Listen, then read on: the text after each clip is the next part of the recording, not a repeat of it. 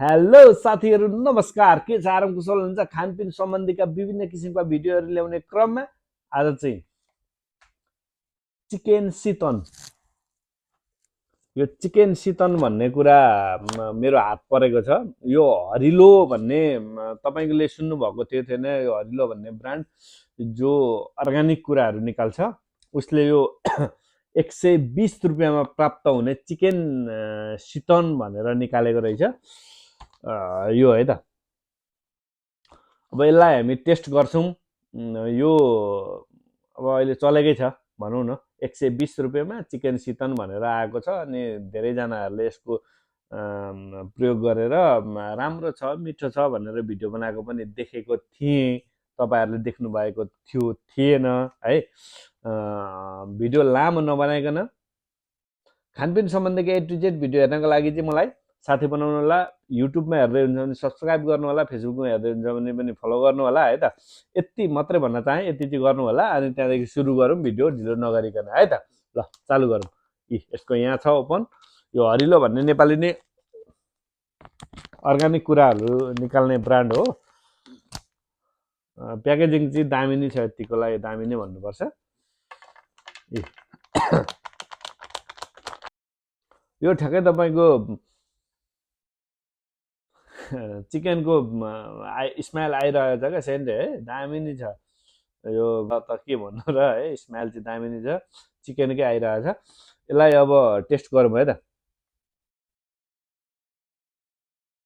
उम्,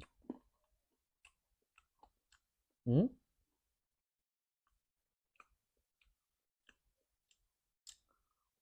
उम्।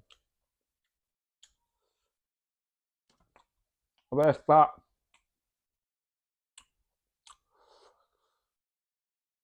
अचार सितन भने जस्ता कुराहरू चाहिँ अलिकति अब पिरो नभई त हुँदै हुँदैन होइन।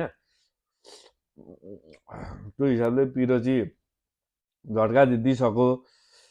तर म मात्रै हो नि त पिरो नखाने त, अरू त सबैले यो लाग्छ मलाई, यो संसारमा सबैले मदेखि बाहेक सबैले पिरो खान सक्नुहुन्छ क्या, त्यस्तो लाग्छ मलाई चाहिँ।